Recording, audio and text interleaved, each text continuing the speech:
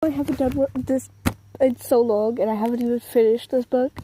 I still got quite a few pages, so I need to stop laughing off. But we're to my other channel, which I'll leave the link in the, well, not link, but, you know, name in the,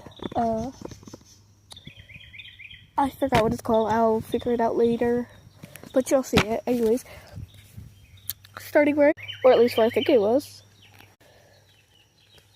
Hold up, I'm sorry, the stance. Get out of here. April 2nd, 1823. Dear Christoph, your letter about Mr.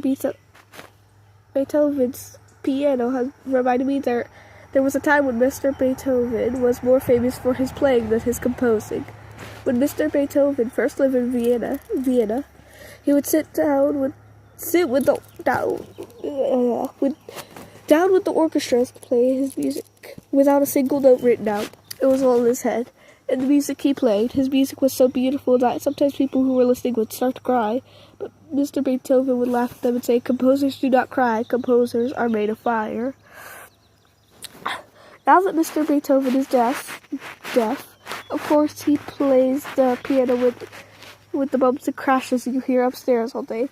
And I have another story for you. Stories people tell of his deafness.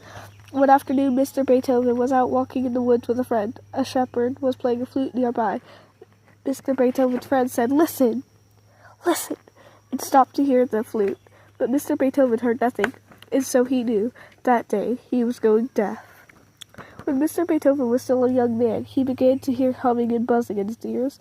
First he couldn't hear high notes, then he could hear soft voices. How frightening it must have been for him, Christoph. And how alone that man who lives upstairs must feel. To hear Mr. Beethoven's story convinces me that I am the most fortunate man alive. Your uncle.